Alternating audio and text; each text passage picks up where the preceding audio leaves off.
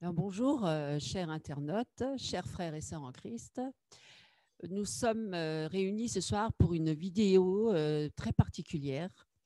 Bien sûr que nous voyons par rapport aux événements actuels que les temps vont de plus en plus vite, les changements de situation également au sein de la société et évidemment le monde est en crise, hein, nous le voyons bien autour de nous avec la pandémie et puis les crises économiques, sociales également et puis donc je sais que on est dans une période très difficile, très angoissante. Et c'est vrai que si on n'a pas une paix intérieure, on risquerait de fort nous engager dans des voies qui sont dangereuses pour nous-mêmes et pour les autres.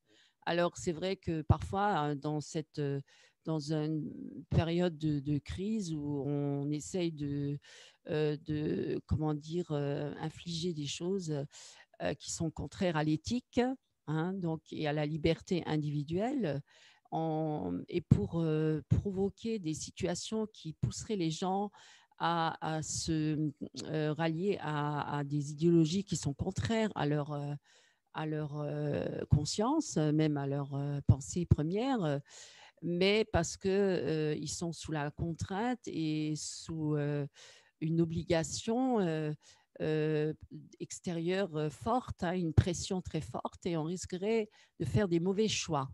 Alors nous, on n'est pas là pour dire faites ceci, faites cela. Alors pas du tout, parce que ce n'est pas notre but. Nous sommes chrétiens, nous sommes chrétiens nés de nouveau. Nous appartenons à Christ. Et notre but à nous, c'est de propager la bonne nouvelle du salut en Jésus-Christ. Voilà, c'est depuis 2000 ans, plus de 2000 ans que cette bonne nouvelle est donc annoncée dans le monde entier. Et déjà à l'époque de Jésus-Christ, à l'époque des apôtres, les premières églises primitives, il y avait déjà des périodes de crise. Ça a toujours existé. Mes amis, c'est pas nouveau, hein, les choses se répètent, hein. Il y a toujours eu des dictateurs à un moment ou à un autre au pouvoir, ou des antéchrists. Il y en a toujours eu. Donc c'est vrai que les chrétiens ont toujours vécu dans des périodes de crise, parfois d'accalmie, parfois voilà, de répétition de crise, parfois des persécutions très fortes, où même certains chrétiens sont devenus des martyrs, hein, vous connaissez l'histoire, et parfois des moments où ils avaient des périodes de paix. Et dans ces périodes de paix, ben, merci Seigneur, gloire à Dieu, parce que bon, c'est pas le Seigneur qui veut la guerre, hein, non, non, non. Et on a un ennemi, il est là, Satan est bien vivant, il est bien actif sur la terre, et bien sûr qu'il a la haine contre les chrétiens, premièrement, et contre l'homme en particulier, qui est créé à l'image de Dieu. Et ce qu'il veut, c'est détruire, détruire parce que c'est un destructeur, c'est un meurtrier, c'est un criminel depuis le commencement, c'est un menteur aussi, qui donc propage des mensonges pour inciter les gens à se diriger vers une direction qui n'est pas celle que Dieu a voulu au départ, et pour leur perdition, pour la perdition de l'humanité, bien sûr, pour la destruction de l'humanité. Moi, je ne vous invente rien. Ce que je peux vous suggérer, c'est bien je vous invite à vous tourner vers la Bible, hein, puisque c'est là-dedans que nous trouvons toutes les informations, et c'est là que nous découvrons ce qui se passe ici-bas sur la terre et ce qui se passe dans le ciel. Voilà, le Seigneur ne nous a pas laissés ignorants.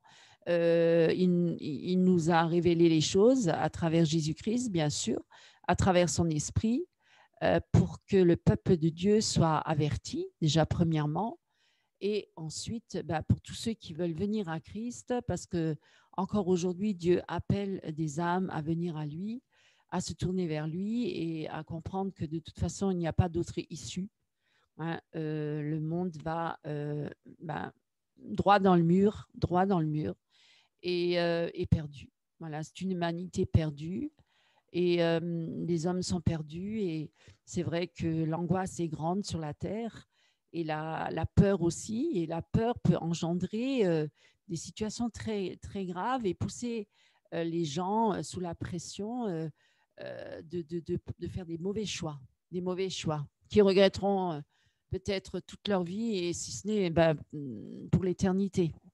Parce que c'est vrai que nous ne sommes pas que pour la terre, nous habitons peut-être un court instant sur la terre, mais notre but, il est quand même céleste, il est éternel. C'est-à-dire que là, nous sommes que de passage comme des voyageurs, des étrangers sur la terre, et notre patrie, elle est céleste, mes amis. Donc, ce qui se passe là sur la terre, Dieu l'a déjà évoqué à travers sa parole. Il nous le dit, nous le raconte. Et nous ne devons pas nous laisser troubler par toutes ces choses-là pour les chrétiens. C'est pourquoi je vous invite, vous les chrétiens et qui sont nés de nouveau, qui appartiennent à Christ, de vous tourner pleinement vers lui et de renoncer à tout ce qui pourrait empêcher cette communion profonde et parfaite avec Dieu. Pour ceux qui étaient encore attachés aux choses de la terre, eh bien, je vous invite justement à ne plus aimer le monde, parce qu'il est dit dans la parole de Dieu, et je pense qu'Éric il va nous en parler tout à l'heure, que celui qui aime le monde n'aime pas Dieu. On ne peut pas aimer le monde et Dieu, ou on hait l'un et on aime l'autre. Voilà, on ne peut pas être dans les deux camps. Il faut choisir son camp. Et aujourd'hui, moi, je vous invite à choisir vraiment le camp du Seigneur. Comme il disait lui-même, je mets deux chemins devant vous, le chemin de la vie et le chemin de la mort. Choisissez le chemin de la vie. La vie, c'est celle qui nous mène vers le royaume de Dieu, vers la vie éternelle, et c'est un chemin étroit. Étroit est le chemin qui mène au royaume de Dieu, et large est le chemin de la perdition, mes amis. Et là, beaucoup y courent. Et c'est là où toute la multitude se précipite au bout dans le précipice, et finalement perdu à jamais pour Christ. C'est écrit dans la Bible. Moi, je vous invente rien. C'est pas un évangile de peur. Au contraire, c'est un évangile. C'est une bonne nouvelle. L'évangile, ça veut dire bonne nouvelle, parce que le Seigneur ne nous laisse pas justement aller dans cette direction-là. Il veut nous tendre la main pour être sauvés. On a besoin d'un sauveur, effectivement. Le monde va de plus en plus mal. Les crises sont de plus en plus importantes. On nous fait des promesses, mais finalement, on nous ment.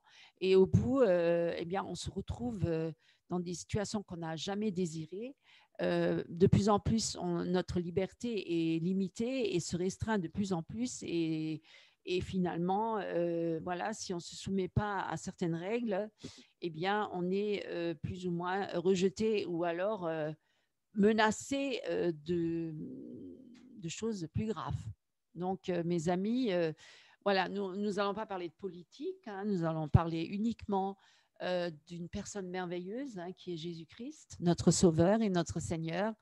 Et pour justement toutes ces personnes qui sont désespérées en écoutant les informations, les actualités, et qui ne savent plus dans quelle direction aller, il y a un chemin,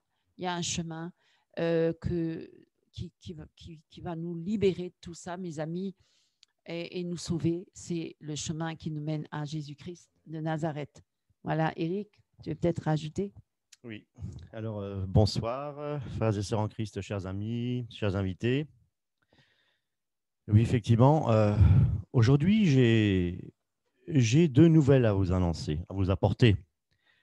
Une mauvaise et une bonne nouvelle. Et je crois que nous allons commencer par la mauvaise nouvelle. La mauvaise nouvelle, c'est que le monde ne peut rien nous apporter.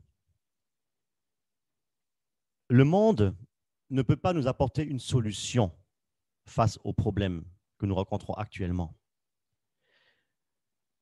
Et je crois que nous devons être conscients que nous vivons vraiment une période, un temps très difficile. Et la Bible nous dit effectivement que les temps seront de plus en plus difficiles et que l'Antéchrist apparaîtra. C'est la Bible qui le dit, c'est la parole de Dieu. Alors, si vous n'avez pas encore lu la Bible, eh bien, je vous invite réellement à la lire, à commencer par l'évangile de Jean, l'évangile de Matthieu, les 4 évangiles. de lire également les lettres que les apôtres, ont écrit l'apôtre Paul, l'apôtre Pierre, ainsi que le livre de l'Apocalypse, ou plus précisément appelé le livre de la Révélation. Des choses qui aujourd'hui sont en train de se passer sous nos yeux. Nous voyons réellement les choses arriver. Alors, la Bible, c'est un livre qui est très ancien, plus de 2000 ans d'histoire à travers le peuple d'Israël pour l'ancienne alliance, où déjà la prophétie a déjà été annoncée concernant la naissance de Jésus-Christ. Jésus-Christ, Fils de Dieu, et Jésus-Christ, Dieu, notre Sauveur, notre Maître. Alors, j'aimerais ce soir, effectivement, vous lire quelques passages, justement, de ce livre, ce merveilleux livre qu'on appelle la Bible. Alors, croyez-moi que ce que je vais lire, c'est exactement ce qui est en train de se passer et ce n'est pas très réjouissant. Ce que je vais vous lire, ce n'est pas très réjouissant. On a toujours tendance, effectivement, à voir un Jésus-Christ gentil, le petit Jésus de la crèche. Hein. Mais Jésus est Dieu. Jésus-Christ est Dieu, le Christ loin de Dieu, qui a donné sa vie, qui a souffert sur la croix et qui a versé son propre sang, un sang innocent, le sang pur de Dieu, nous avons été lavés, purifiés, pour ceux qui ont accepté Jésus-Christ comme Seigneur et Sauveur dans leur vie. Eh bien, je vais vous faire la lecture dans 2 Pierre. C'est l'épître de Pierre, au chapitre 2. 2 Pierre, seconde épître de Pierre, au chapitre 2. Or, il y eut aussi de faux prophètes parmi le peuple, comme aussi il y aura parmi vous de faux docteurs qui introduiront furtivement des sectes de perdition, reniant aussi le Maître qui les a achetés. Le Maître, c'est Jésus-Christ. Faisant venir sur eux-mêmes une prompte destruction. Et plusieurs suivront leurs excès. Et à cause d'eux, la voix de la vérité sera blasphémée. La vérité, c'est Jésus-Christ. La parole nous enseigne que Jésus est le chemin, la vérité et la vie. Et par cupidité, c'est-à-dire par motif d'argent, de vouloir effectivement gagner de l'argent, ils feront trafic de vous avec des paroles artificieuses, mais leur jugement, dès longtemps, ne demeure pas oisif et leur destruction ne sommeille pas. Car si Dieu n'a pas épargné les anges qui ont péché, mais les ayant précipités dans l'abîme, les a livrés pour être gardés dans les chaînes d'obscurité pour le jugement, et s'il n'a pas épargné l'ancien monde, mais a préservé Noé, le 8e prédicateur de la justice, faisant venir le déluge sur le monde d'impies. Vous voyez, le déluge a bien existé. Et si, réduisant en cendres les villes de Sodome et de Gomorrhe, il les a condamnées par une totale subversion. C'est vrai qu'il y a eu du péché à Sodome et à Gomorrhe, d'où l'expression sodomie.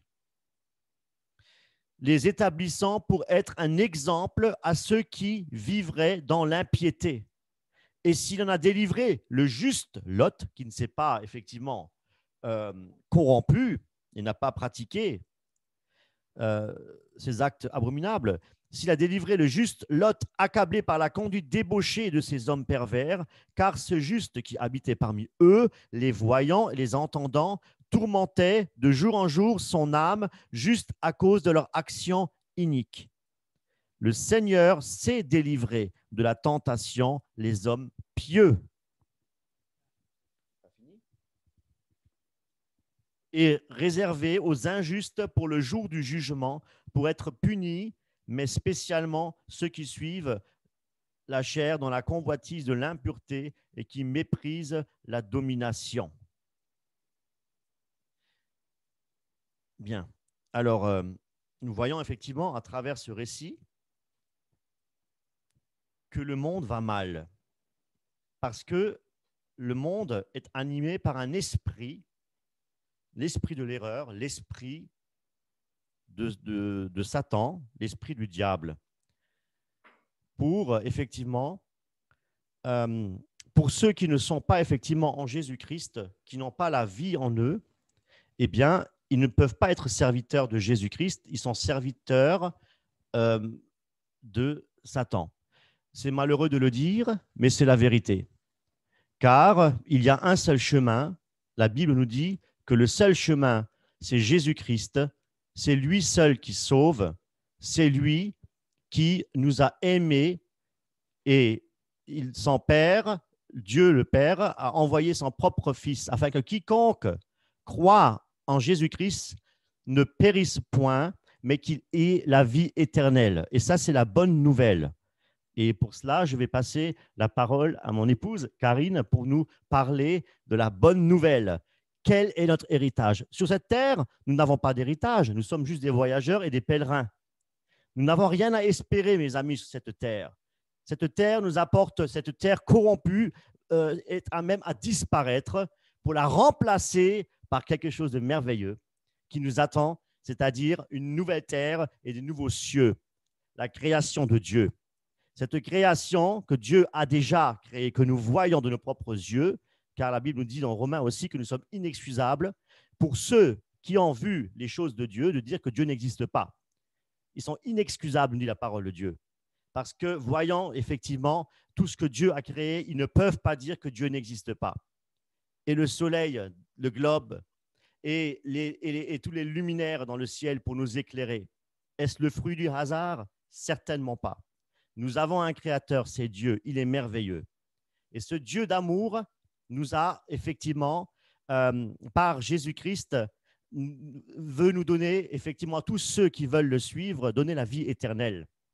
Et pour nous amener dans son admirable lumière, pour ne plus être des enfants de ténèbres, pour marcher à tâtons, pour marcher effectivement dans un monde corrompu, parce qu'il n'y a pas d'espoir, les gens ont peur du Covid, les gens ont peur de la dictature, les gens ont peur, les gens ne sont pas tranquilles. Mais quelle est votre espérance après votre vie terrestre? Combien de décennies, combien d'années encore allez-vous vivre sur cette terre? Certainement pas éternellement. Et après la mort, vous allez où? Le choix doit se faire sur cette terre. Je vais passer la parole à Karine, mon épouse. Voilà. Merci.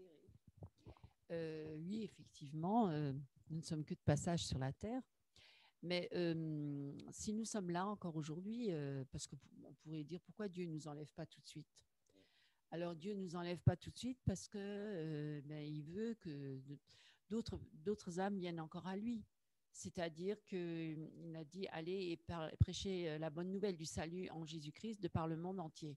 Alors je pense que le monde entier a déjà été évangélisé. Je pense que parmi toutes les nations du monde, ils ont plus ou moins entendu parler de Jésus-Christ. Dieu a suscité des missionnaires, des personnes qui étaient vraiment pleinement zélées pour annoncer la bonne nouvelle du salut en Jésus. Et puis, je pense que beaucoup ont entendu parler du Seigneur Jésus. Beaucoup. Donc, ce n'est pas quelque chose de nouveau. Hein. Même quand nous, on évangélise dans la rue, souvent, les personnes nous disent « Ah oui, Jésus, je connais. » Mais est-ce que vous le connaissez réellement? C'est ça, là, personnellement. C'est ça la question. Parce qu'on en a entendu parler. Beaucoup d'églises, beaucoup de religions parlent de Jésus-Christ, hein, même les religions officielles dans le monde.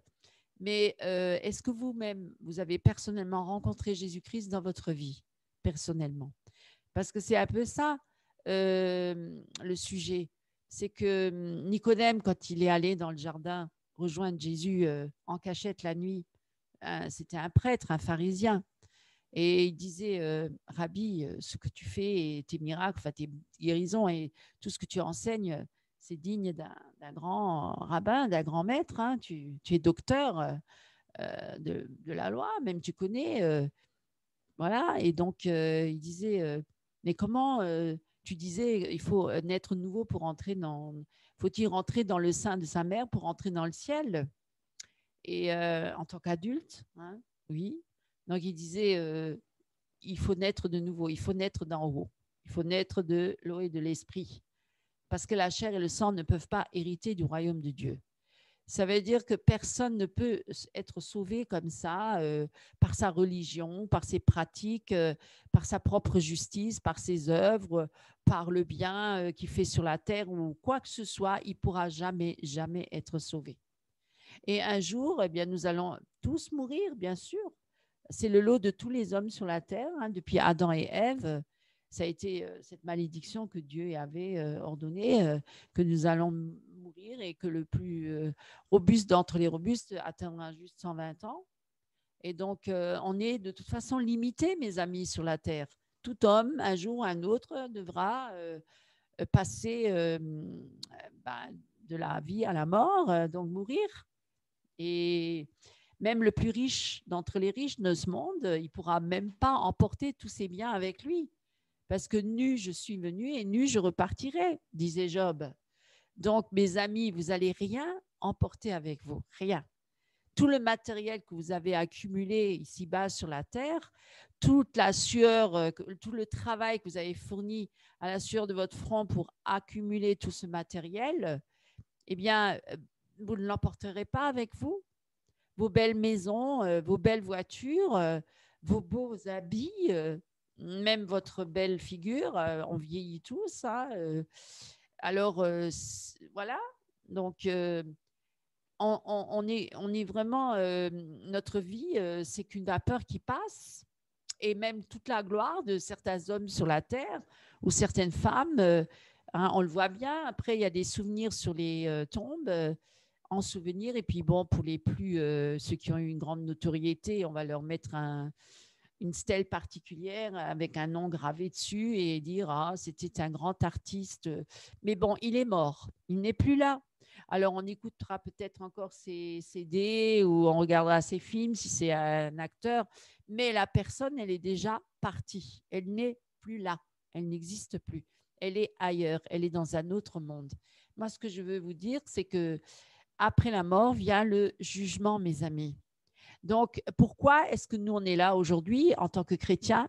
C'est justement pour prêcher la bonne nouvelle du salut en Jésus qu'il faut saisir maintenant.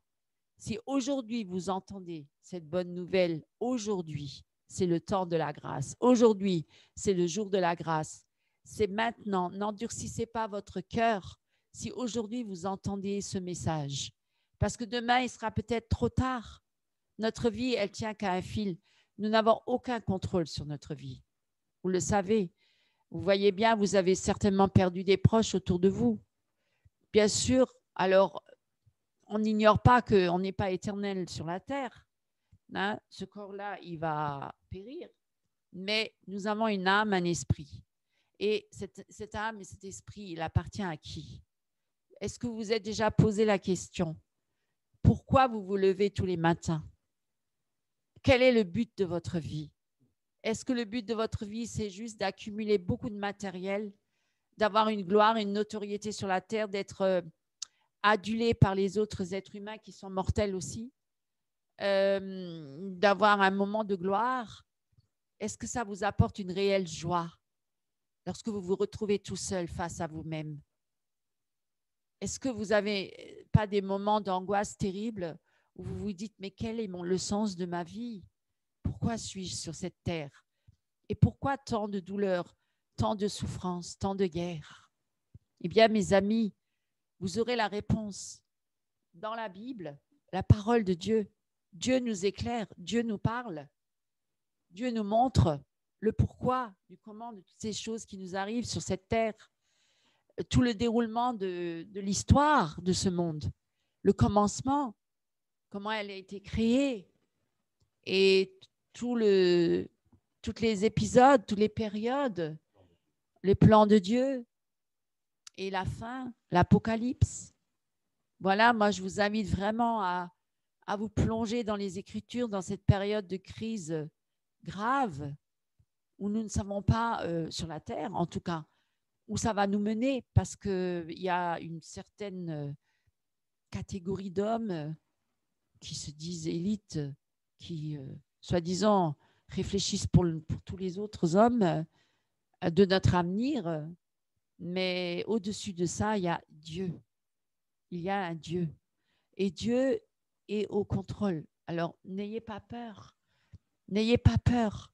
Ne craignez pas les hommes, mais craignez plutôt Dieu qui a le pouvoir de la vie et de la mort sur nos corps, mais aussi nos âmes et notre esprit. C'est lui le souverain maître de toutes choses. C'est lui qui règne dans tout l'univers.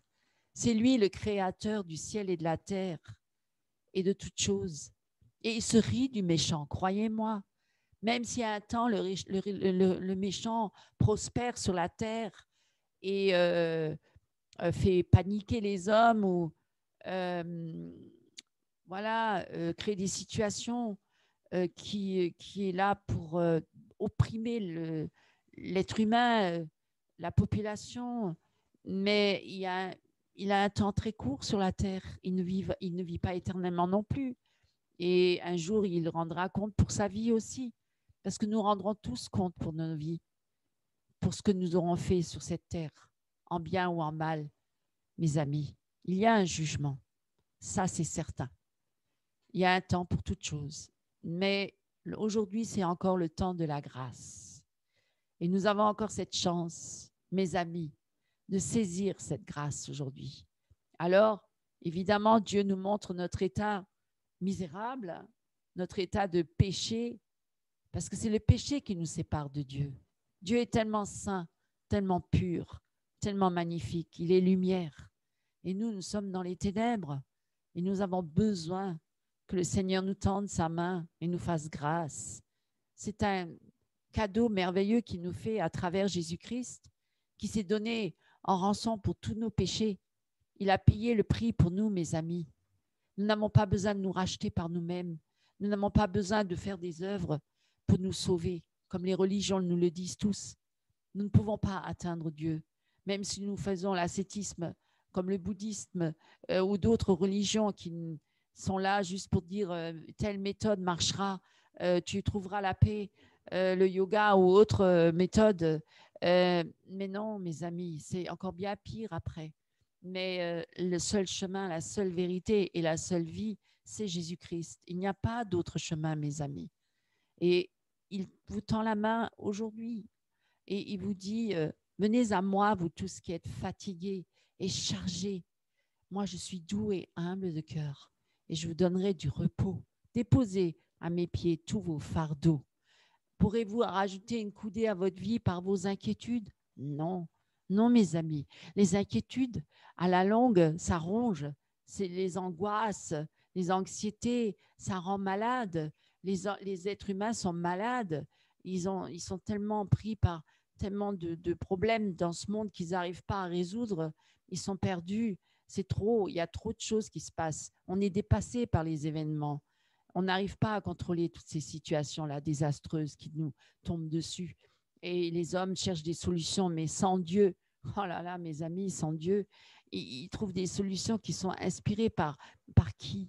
Il y a un ennemi, il est là, le destructeur, et il inspire ces personnes-là pour la destruction, non pas pour la vie, mais pour la mort, mes amis, pour la mort.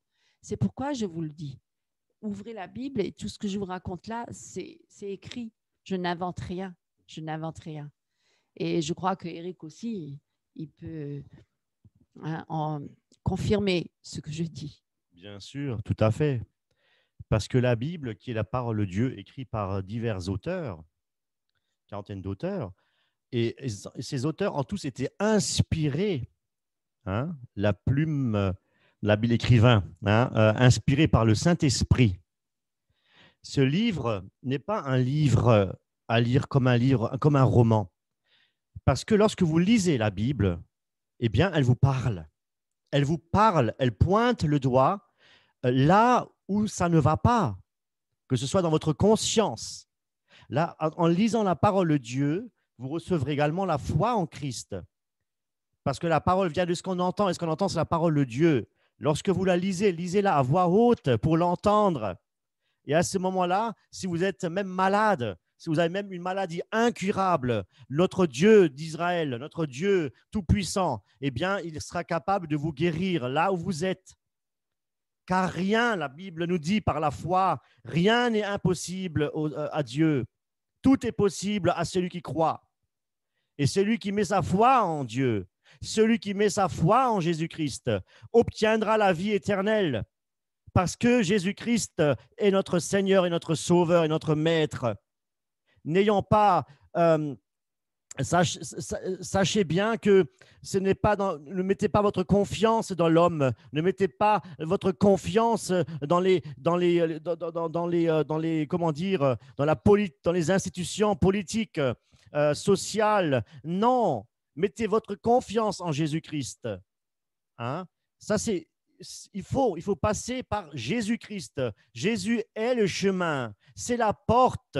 Elle est effectivement étroite, cette porte, nous apprend la parole de Dieu. Mais large est le chemin qui mène à la perdition.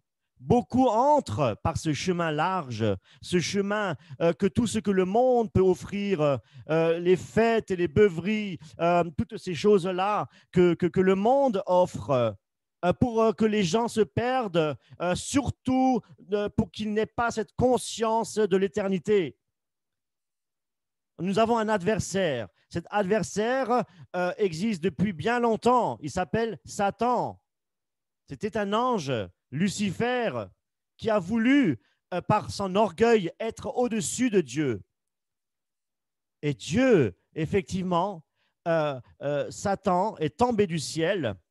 Et aujourd'hui, effectivement, il est là parce qu'il veut ramener toute l'humanité à la perdition. Vous voyez? Et dans la parole de Dieu, ce que j'ai en main, la Bible, on nous parle de combat spirituel. Ça veut dire qu'il y a un monde physique, et s'il y a un monde physique, il y a également un monde invisible, un monde spirituel, mes amis. Et c'est une réalité. Nous l'avons déjà expérimenté. Et je crois qu'il est réellement Dieu, c'est Dieu de l'invisible. C'est par la foi que et par la foi, nous vivons des choses incroyables avec Dieu. Parce qu'il est vivant. Jésus-Christ est ressuscité des morts. Jésus est vivant, mes amis. Et c'est une réalité. Et je vous invite vraiment à découvrir tout cela à travers sa parole. Mettez Dieu au défi, hein, comme on peut le dire, hein, et vous allez voir qu'il vous répond parce qu'il est vivant. Invisible, mais il vous répond dans vos prières. Si vous faites une prière avec foi, si vous faites une prière vraiment qui soit agréée par Dieu, Dieu vous répondra. Si vous le cherchez de tout votre cœur, Dieu se manifestera à vous. Merci Eric. Et sur ces belles paroles, eh bien, nous vous invitons à vous tourner vraiment vers Christ, qui est celui qui pourra consoler vos cœurs et vous donner la paix dans ces périodes de troubles et de difficultés qui vont en s'accentuant, puisque la Bible le dit, ça n'ira pas en mieux, mais en pire. Mais nous vous donnons un espoir à travers Jésus-Christ. Et pas dans une religion, mes amis. Voilà, maintenant, écoutez, que le Seigneur vous bénisse abondamment et à bientôt. Au revoir.